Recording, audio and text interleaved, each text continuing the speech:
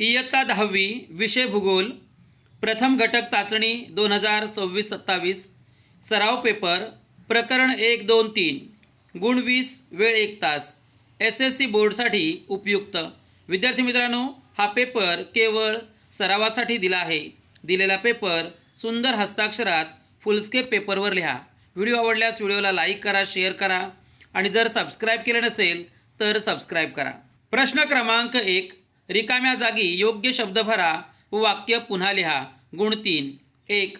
अरबी समुद्रातील लक्षद्वीप बेटे ही डॅश डॅश आहेत। उत्तर आहे प्रवाळ बेटे। प्रश्न क्रमांक 2, दिशा ठरवण्यासाठी डॅश डॅश उपयुक्त ठरते। योग्य उत्तर आहे क होकायंत्र। प्रश्न क्रमांक 3, भारताचे सर्वात दक्षिणेकडील टोक डॅश डॅश नावाने ओळखले जाते। योग्य उत्तर आहे ब इंदिरा पॉइंट। प्रश्न क्रमांक 2, योग्य जोड्या लावा। गुण 3, अ स्तंभ ब स्तंभ। अ स्तंभ ब्राझील, पंजाब, हिमालय। ब स्तंभ मैदानी प्रदेश, सांबा नृत्य, पर्वतीय प्रदेश, दलदलीचा प्रदेश। योग्य उत्तर 1 ब्राझील, सांबा नृत्य, 2 पंजाब, मैदानी प्रदेश, 3 हिमालय प्रदेश, पर्वतीय प्रदेश। प्रश्न क्रमांक 3, एका वाक्यात उत्तरे लिहा। गुण 4, इथे एकूण 4 प्रश्न दिलेले आहेत, ते काळजीपूर्वक पहा।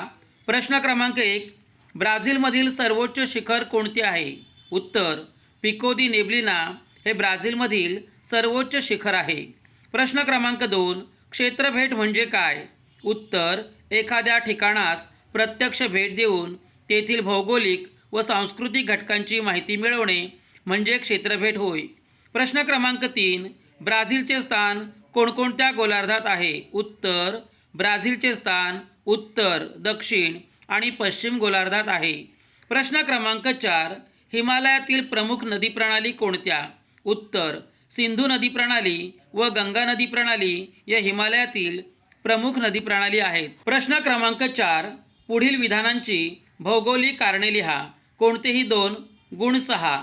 प्रश्न क्रमांक 1, ब्राझील देशास जगाचा कॉफी पॉट असे संबोधले जाते।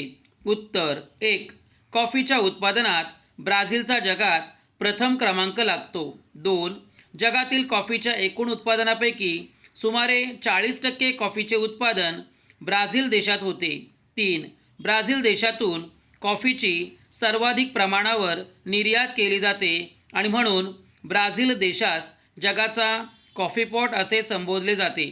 विद्यार्थी मित्रांनो, प्रत्येक प्रश्नासाठी 3 गुण दिले जातील आणि त्यासाठी 3 मुद्दे अपेक्षित आहेत। प्रश्न क्रमांक 2, हिमालयातील जवळजवळ सर्व नद्या बारमाही स्वरूपाच्या आहेत। उत्तर 1 हिमालयातील बहुतांश नद्या अतिउंचावरील बर्फाच्छादित पर्वत शिखरांमधून उगम पावतात।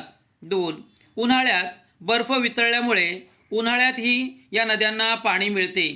3 पावसाळा, हिवाळा व उन्हाळा या तिन्ही ऋतूत पाणी पुरवठा होत असल्यामुळे हिमालयातील जवळजवळ सर्व नद्या बारमाही स्वरूपाच्या आहेत।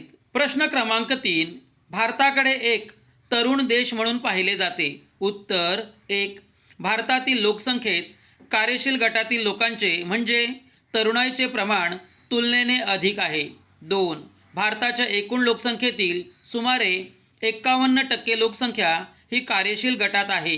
3 भारतातील लोकसंख्येत अकार्यशील म्हणजेच ज्येष्ठ नागरिक व बालक या गटातील लोकांचे प्रमाण तुलनेने कमी आहे आणि म्हणून भारताकडे तरुण देश म्हणून पाहिले जाते। प्रश्न क्रमांक 4, खालील प्रश्नांची सविस्तर उत्तरे लिहा। कोणताही 1 गुण 4। विद्यार्थी मित्रांनो, या प्रश्नांची उत्तरं सविस्तर लिहिणे अपेक्षित आहे। 1 भारताची ऐतिहासिक पार्श्वभूमी स्पष्ट करा। उत्तर 1 भारतात सुमारे 1.5 शतके ब्रिटिशांची राजवट होती। 2 15 ऑगस्ट 1947 रोजी भारतात स्वातंत्र्य मिळाले। 3 स्वातंत्र्यप्राप्तीपासून म्हणजेच 1947 पासून भारतीय संघराज्याने संसदीय प्रजासत्ताक शासन प्रणालीचा अवलंब केला आहे। 4 स्वातंत्र्योत्तर काळात पहिल्या 20 वर्षात भारताला 3 युद्धांना व अनेक प्रांतातील दुष्काळी परिस्थितीला सामोरे जावे लागले।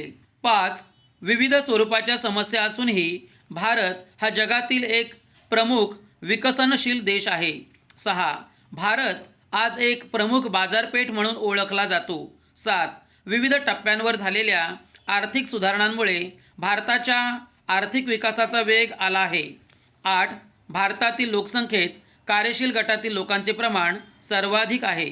प्रश्न क्रमांक 2. क्षेत्रभेटीसाठी आवश्यक साहित्य कोणते ते सांगून क्षेत्रभेटी दरम्यान कोणती काळजी घ्यावी ते लिहा.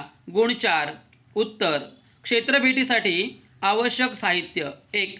माहितीची नोंद करण्यासाठी नोंदवही, पेन, पेन्सिल, मोजपट्टी, कॅमेरा, दुर्बिणी इत्यादी. 2. स्थानाच्या दिशा निश्चितीसाठी होकायंत्र व सखोल अभ्यासासाठी नकाशे. 3. क्षेत्रभेटीच्या हेतूनुसार माहिती संकलनासाठी नमुना प्रश्नावली. 4. क्षेत्रातील पाण्याचे, मातीचे, कचऱ्याचे, वनस्पतींचे, दगडांचे नमुने गोळा करण्यासाठी कागदी पिशवी तसेच टोपी, पाण्याची बाटली आणि प्रथमोपचार पेटी इत्यादी.